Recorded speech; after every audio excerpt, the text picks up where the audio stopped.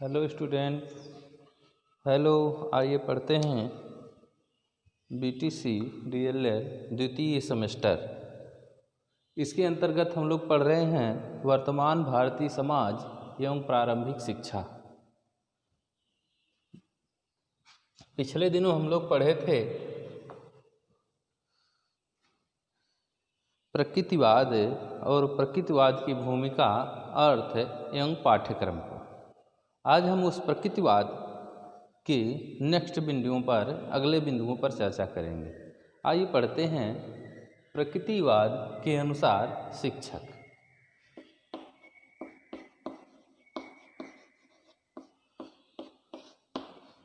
कि जो हमारा नेचुरलिज्म है, जो हमारा प्रकृतिवाद है, वह कैसे शिक्षण की कल्पना करता है, कैसा शिक्षक होना चाहिए। तो कुछ पॉइंट हम लिखते हैं, उसी पॉइंट के अंतर्गत देखेंगे कि प्रकृतिवाद किस प्रकार के शिक्षक की व्यवस्था करता है।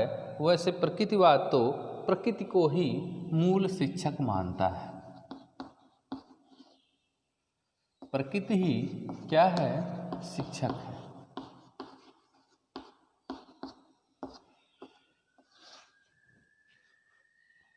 प्रकृतिवाद के जो मूलभूत विचारक रूसो थे, उनका मानना था प्रकृति ही मूलभूत क्या है? हमारी शिक्षक है। इसके अलावा प्रकृतिवाद किसी शिक्षक की कल्पना अगर करता है तो वो चाहता है कि शिक्षक में ये गुण होने चाहिए जो हम आपको लिख रहे हैं। क्या होने चाहिए? निरीक्षणकर्ता, निरीक्षणकर्ता, पथ प्रदर्शक,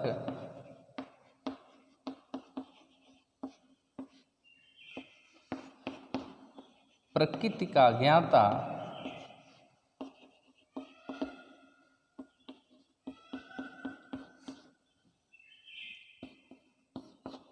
मितभाषी,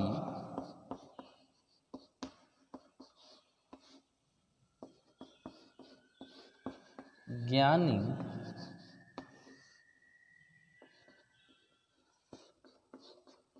बाल मनोविज्ञान का ज्ञाता, सामाजिक।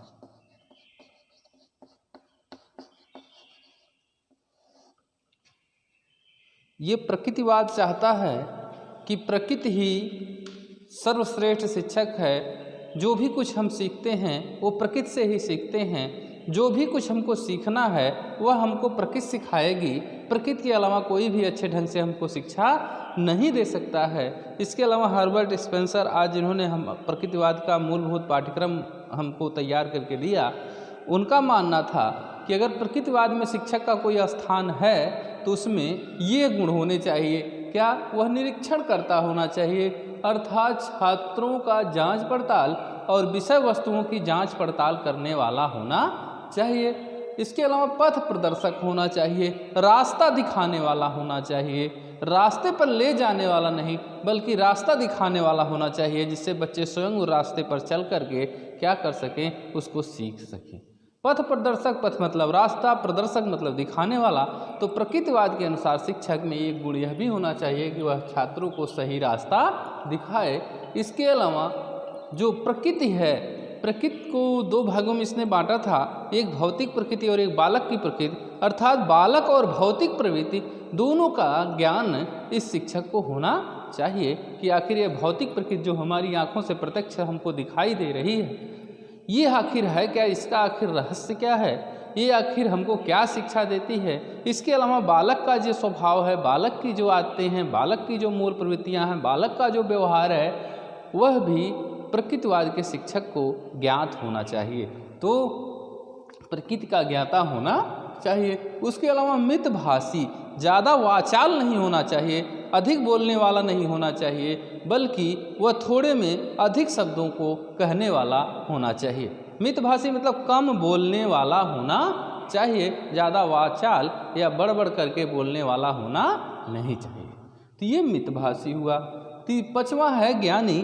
प्रकृतिवाद को के शिक्षक को हर एक विषय वस्तु का ज्ञान होना चाहिए। वह क्या है? विद्वान होना चाहिए। ताकि उस विषय को वह अच्छे ढंग से छात्रों को प्रस्तुत कर सके। इसके अलावा क्या होना चाहिए, बाल मनोविज्ञान का ज्ञाता होना चाहिए कि बाल मनोविज्ञान जो गर्भावस्था से लेकर के किशोरावस्था तक के अध्ययन की प्रमुख भूमिका निभाता है, इन सब की जानकारी प्रकृतिवाद के शिक्षक को होनी चाहिए। आखिर गर्भावस्था में क्या उन कौन सी घटनाएं घट रही हैं, शैशवावस्था में, बाल्यावस्था में, किशोरावस्था में, तो ये प्रकृतिवाद के शिक्षक को बाल मनोविज्ञान का ज्ञाता होना चाहिए। इसके अलावा सामाजिक होना चाहिए, उसके अंदर सामाजिक भावनाएं, प्रेम होना चाहिए, सहयोग होना चाहिए, परोपकार होना चाहिए, ईमानदारी होना चाहिए, सहानुभूति होनी चाहिए, परस्पर मिलजुल कर रहता हो, इस प्रकार से इसमें शिक्षक में गुण पाए जाने चाहिए। तो प्रकृतिवाद के अनुसार शिक्षक क्या है, निरीक्षण करता है, जांच पड़ताल करने वाला है, पथ प्रदर्शक है, प्रकृति का ज्ञाता है, कम बोलने वाला है, ज्ञानी है, विद्वान है, गर्भावस्था से लेकर के किशोरावस्था तक की संपूर्ण घटनाओं को अच्छी प्रकार से समझने वाला होना चाहिए, और सामाजिक भावनाएं, सामाजिक प्रेम, सामाजिक आपके परस्पर मेलजोल, समाज सहयोग, सहानुभूति, परोपकार, करुणा, दया, इस प्रकार के गुणों से युक्त होना चाहिए। जिस तरह से प्रकृतिवाद शिक्षक को में ये गुण चाहता है, उसी प्रकार से प्रकृतिवाद छात्रों में भी गुण चाहता है। तो आइए देखते हैं प्रकृतिवाद के अनुसार छात्र कैसा होना चाहिए। शिक्षार्थी, जिसे कहेंगे हम शिक्षार्थी।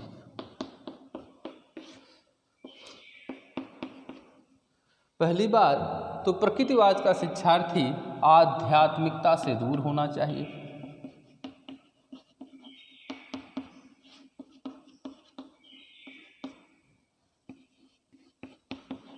कल्पना एवं चिंतनशील होना चाहिए।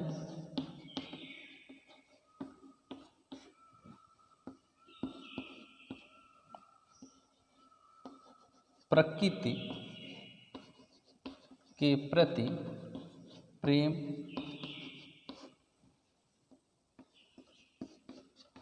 प्रायोगिक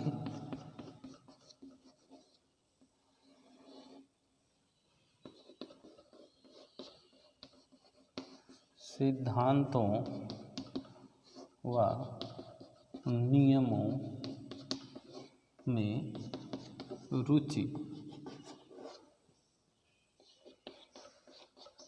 सामाजिक।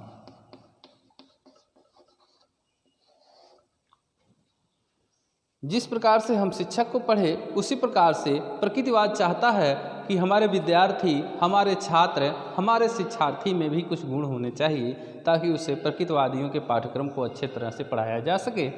तो क्या होना चाहिए, आध्यात्मिकता से वो दूर हो, ईश्वर की कल्पना से वो दूर हो, ये धर्म ग्रंथों के पठन पाठन से वह दूर हो, ईश्वर के स्वरूप से वह दूर हो।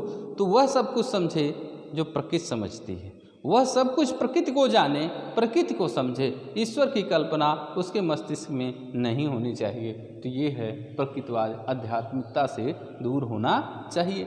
दूसरा, कल्पना एवं चिंतनशील होना चाहिए, दूरदर्शी सोच होनी चाहिए, कल्पनाएं करके विभिन्न प्रकार का चिंतन कर सके, इस प्रकार से प्रकृतिवाद का छात्र होना चाहिए। इसके अलावा प्रकृति के प्रति प्रेम, जो छात्र को जो भौतिक प्रकृति हमारी है उसके प्रति प्रेम होना चाहिए, लगाव होना चाहिए, तभी वह प्रकृतिवादियों के पाठ्यक्रम को अच्छे से समझ सकता है।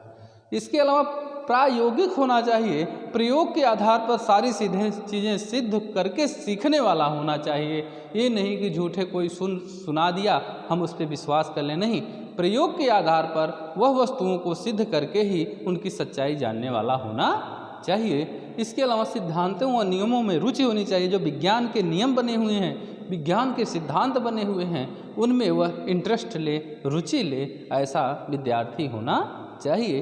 इसके अलावा सामाजिक होना चाहिए, जिस प्रकार से हमने बताया, प्रेम है, परस्पर सहयोग है, परोपकार है, दया है, करुणा है, सहानुभूति है, इस प्रकार के गुणों से युक्त प्रकृतिवाद का शिक्षार्थी होना चाहिए। तो अर्थात उसमें सामाजिक भावनाएं भी होनी चाहिए। तो इस प्रकार से प्रकृतिवाद शिक्षक एवं छात्र की क्या करता है, कल्पना करता है। अब चलते हैं नेक्स्ट पॉइंट, प्रकृतिवाद के अनुसार अनुशासन।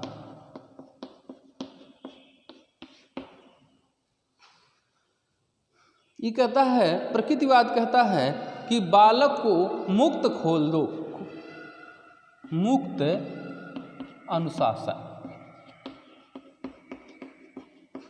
बालक को खुला छोड़ दो और प्रकृति ही उसे नियम सिखाएगी, सिद्धांत सिखाएगी, दंड देगी। अच्छा करेगा तो प्रकृति उसे पुरस्कृत करेगी और बुरा करेगा तो प्रकृति उसे दंड देगी। इस प्रकार का अनुशासन प्रकृतिवाद में हमें देखने के लिए मिलता है। तो प्रकृति ही जो कुछ करना है वह प्रकृति करेगी। अगर विद्यार्थी अच्छे कर्मों को करता है, प्रकृति के प्रति लगाव करता है, सामाजिक भावनाएं रखता है, सारे सिद्धांतों को प्रयोग के आधार पर सिद्ध करता है, तो उसे प्रकृति क्या देती है, पुरस्कार देती है। लेकिन अगर प्रकृति के विपरीत जा रहा है, बुरा कर्म कर रहा है, तो प्रकृति उसे क्या करती है, दंडित करती है। तो प्रकृतिवाद का अनुसार का पाठ्यक्रम अनुशासन क्या है, मुक्त अनुशासन है, खुला है। इसके अलावा अगला पॉइंट हम पढ़ते हैं, विद्यालय। प्रकृतिवाद किस प्रकार के विद्यालय की कल्पना करता है। वैसे प्रकृतिवाद ये चाहता है कि जो खुला वातावरण है, जो हमारी भौतिक प्रकृति दिखाई दे रही है, इसमें बालकों को शिक्षा प्रदान की जाए, लेकिन इसमें कोई नियम नहीं हो, कोई समय सारणी नहीं हो, कोई इस प्रकार का मूलभूत पाठ्यक्रम नहीं हो जिसको पढ़ा करके बच्चों को सिखाया जा सके। तो प्रकृतिवाद ये चाहता है कि विद्यालय जो समय, दूरी, विषय इत्यादि से बंधे रहते हैं, इन सब से मुक्त होने चाहिए। अर्थात निषेधात्मक शिक्षा का प्रावधान करना चाहिए विद्यालय में। निषेधात्मक शिक्षा, विद्यालय में निषेधात्मक शिक्षा दी जानी चाहिए। अर्थात शिक्षा वो हो जो परंपरागत शिक्षा का निषेध करे, मनाही करे, मना करे। जो परंपरागत शिक्षा हमारी चलती आ रही है कि विद्यालय में समय सारणी होगी, सिलेबस होगा, विद्यालय के लिए निश्चित दूरी होगी, निश्चित स्थान होगा, इन सब का विरोध करता है प्रकृतिवाद। तो उसी विरोध को क्या कहते हैं, निषेधात्मक शिक्षा। कि वह शिक्षा जो क्या करे, सत्य तो सिखाए नहीं लेकिन असत्य से दूर करे, झूठ तो बताए नहीं, झूठ से दूर करे। तो इस शिक्षा को क्या कहा गया, निषेधात्मक शिक्षा के नाम से जाना गया। अर्थात वह शिक्षा जो परंपरा से चली आ रही है, समयबद्धता और पीढ़ी समय सारणी में और नियमों में जकड़ी हुई है, उस शिक्षा का विरोध प्रकृतिवादी करते हैं और चाहते हैं कि विद्यालय में निषेधात्मक शिक्षा की व्यवस्था हो। अब पढ़ते हैं हम प्रकृतिवाद का उद्देश्य क्या है। उद्देश्य पॉइंट बाय पॉइंट पढ़ेंगे। प्रकृतिवाद का मूलभूत उद्देश्य क्या है। नंबर 1, जो आपके हर्बर्ट स्पेंसर ने पाठ्यक्रम बनाया, आत्मरक्षा,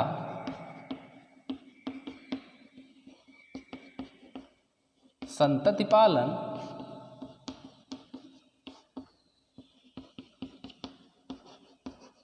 जीविकोपार्जन,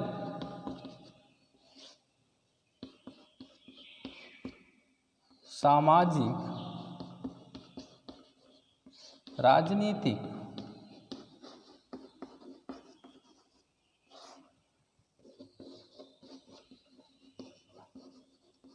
अवकाश का सदुपयोग,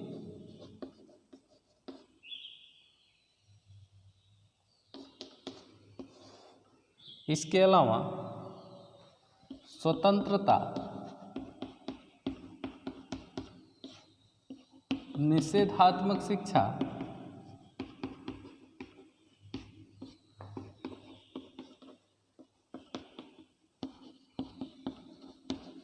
प्रकृति के प्रति लगाव, आध्यात्मिकता का विरोध, 10वां सामाजिक। तो ये हमने 8-10 पॉइंट लिखे हैं जो प्रकृतिवाद एवं शिक्षा के उद्देश्य हैं। आत्मरक्षा संबंधी जो विषय पढ़ेंगे उसमें से आत्मरक्षा आएगी, शरीर हमारा सुरक्षित रहेगा। संतानों के पालन से संबंधित जो उसने विषय बताए थे, स्वास्थ्य विज्ञान, गृह विज्ञान, बाल मनोविज्ञान, तो इससे क्या होगा, हम अपने संतानों का लालन पालन कर सकते हैं। जीविका के लिए जो उसने बताया था, गणित है, भूगोल है, इतिहास है, विज्ञान है, इत्यादि विषय जीविकापार्जन संबंधी होती हैं। और सामाजिक राजनीतिक में इसने नीति शास्त्र, समाजशास्त्र, अर्थशास्त्र, ये जो चीज़ें हमको बताए उससे सामाजिक राजनीतिक उद्देश्य स्पष्ट होता है। अवकाश के समय का सदुपयोग का मतलब है भाषा सीखेंगे, हम साहित्य सीखेंगे, कला सीखेंगे, संगीत सीखेंगे, इन सब से हमारा जो है खाली समय व्यतीत होगा। उसके बाद प्रकृतिवाद स्वतंत्रता पर बल देता है कि बालक को मुक्त कर दीजिए, खुला छोड़ दीजिए, तो ये बालक की स्वतंत्रता है। निषेधात्मक शिक्षा जो परंपरा से चलती आ रही शिक्षा है उसका विरोध करता है। और प्रकृति के प्रति लगाव, प्रकृति के प्रति प्रेम इसका क्या है, मूल उद्देश्य है। इसके अलावा आध्यात्मिकता का विरोध करना अर्थात ईश्वरीय नामक तत्वों का यह विरोध करता है। और 10वां है सामाजिक बनाना, अर्थात बालकों को सामाजिक भावनाएं जैसे प्रेम हो गया, सहयोग हो गया, सहानुभूति हो गया, दया हो गया, परोपकार हो गया, इन सब के बारे में शिक्षा देता है। आइए पढ़ते हैं प्रकृतिवाद की प्रासंगिकता।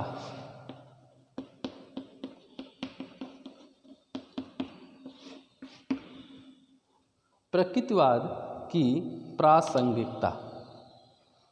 नंबर 1 कि मतलब प्रकृतिवाद हमको क्या दिया है, प्रकृति से प्रेम,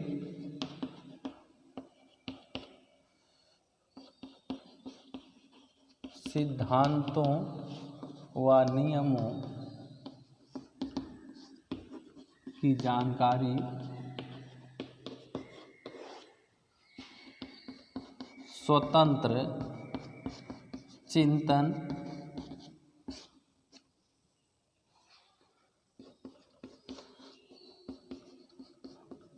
सामाजिक भावना।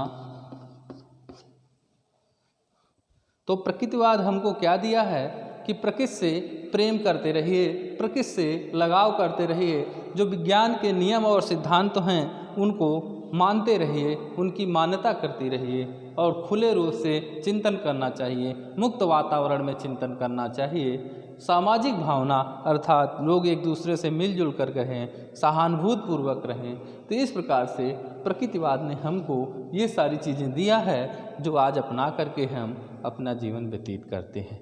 ओके, अगले दिन हम पढ़ेंगे प्रयोजनवाद।